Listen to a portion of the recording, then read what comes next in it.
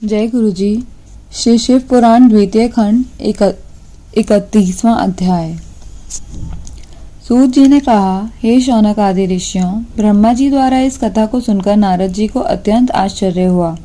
अतः उन्होंने हाथ जोड़कर प्रार्थना करते हुए ब्रह्मा जी से पूछा, हे पिता, शिव जी के बिना विष्णु आदि अन्य सब देवता दक्ष के यज्ञ में क्यों चले गए? फिर विष्णु जी ने शिवगणों के साथ मित्रता पूर्वक युद्ध क्यों किया?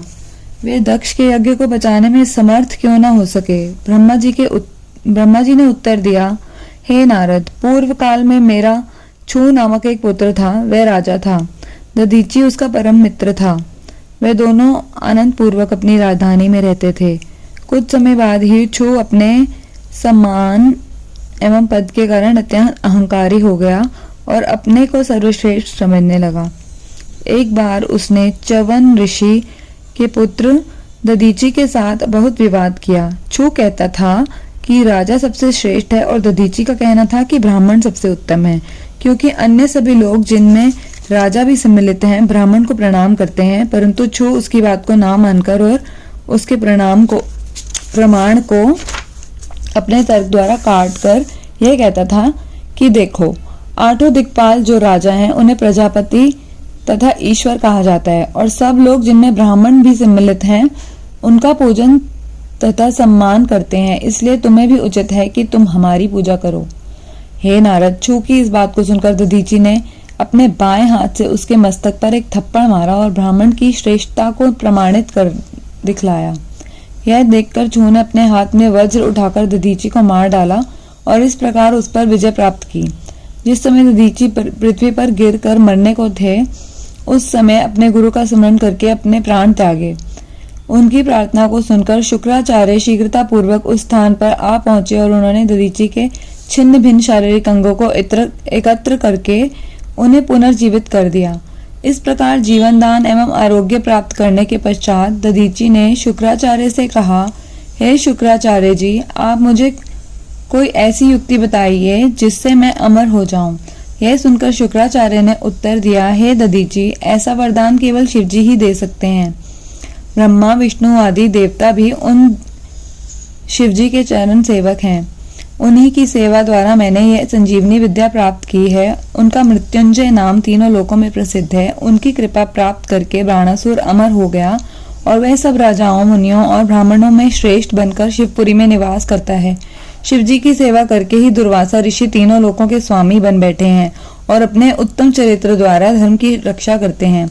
शिवजी की सेवा करने के कारण ही विश्वामित्र मुनि ने ब्राह्मण पद को प्राप्त किया है और नवीन सृष्टि को उत्पन्न कर अनेक प्रकार की नूतन वस्तुओं को जन्म दिया है।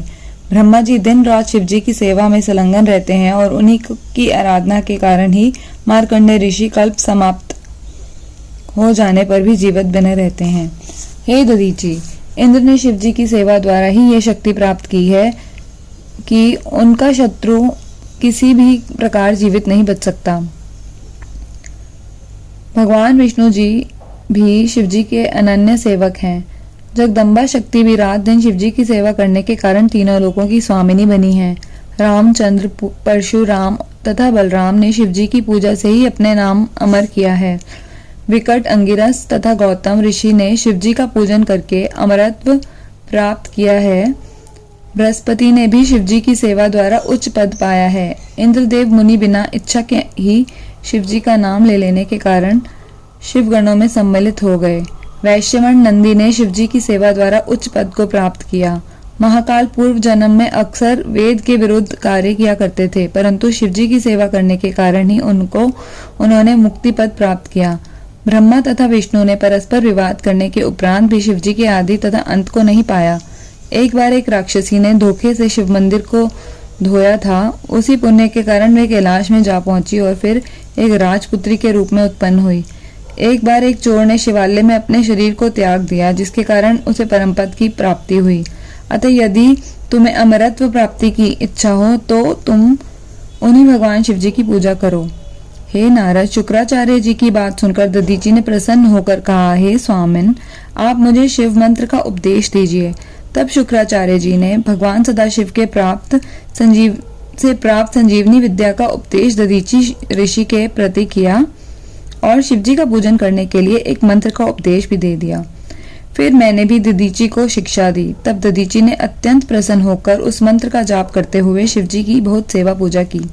उनकी सेवा से प्रसन्न होकर शिवजी ने अपना दर्शन देते हुए उनसे वरदान मांगने के लिए कहा। उस समय दधीची ने अपने दोनों हाथ जोड़कर भगवान सदाशिव को की बहुत प्रकार से प्रार्थना करते हुए ये कहा, हे प्रभु, आप मुझे अपनी भक्ति प्रदान कीजिए और ये वरदान दीजिए कि मेरी हड्डियां वज्र के समान हो जाएं और मुझे कोई न मार सके। मैं किसी के साथ नम्रता पूर्वक वार्तालाप भी ना करूं। दधीची ऋषि की प्रार्थना सुनकर शिवजी ने हंसते हुए उन्हें यही तीनों वरदान दिए। तदुपरांत दधीची राजा छू के पास जा पहुंचे और पहुंचते ही उन्होंने उसके मस्तक में एक लात मारते हुए कहा, ये कौन पड़ा हुआ है? यह देखकर छू ने भी अत्यंत क्रुद्ध हो दधीची के ऊपर अपने वज्र का प्रहार किया, परंतु उसका कोई फल नहीं निकला। राजा छू ने दधीची के साथ बहुत समय तक युद्ध किया, परंतु ना तो वह विजय प्राप्त कर सका और ना ही उन्हें किसी प्रकार का कष्ट ही पहुंचा सका। उस समय राजा छू को यह निश्चय हुआ कि दधीची ने शिव से कोई वरदान प्राप्त कर लिया है। हे नारद, यह देखकर राजा छू लज्जित हो भगवान विष्णु का पूजन करने लगा। उसकी भक्ति से प्रसन्न होकर भगवान विष्णु लक्ष्मी सहित गरुड़ पर आरूढ़ हो उसे दर्शन देने के लिए आ पहुंचे। उन्हें देखकर राजा छू ने साष्टांग दंडवत प्रणाम तथा स्तुति करने के उपरांत यह प्रार्थना की, हे प्रभु, दधीची नामक एक ब्राह्मण में पहले मेरा परम मित्र था, परंतु अब शत्रु बन गया है और शिवजी के वरदान प्राप्त कर वज्र शरीर एवं अमर हो गया है। उसने मेरा अनादर करते हुए अपने बाएं पैर से मेरे मस्तक पर लात मारी है और अहंकार में भरकर यह कहा है कि मैं तीनों लोक में निर्भय हूँ। हे प्रभु, उस पर विजय प्राप्त करने के निमित्त ही मैंने आपका पूजन किया है, क्योंकि आप अहंकार को नष्ट करने वाले हैं। अतः आप मुझे कृपा कर यह वरदान दीजिए कि मैं उसके ऊपर विजय प्राप्त कर सकूं।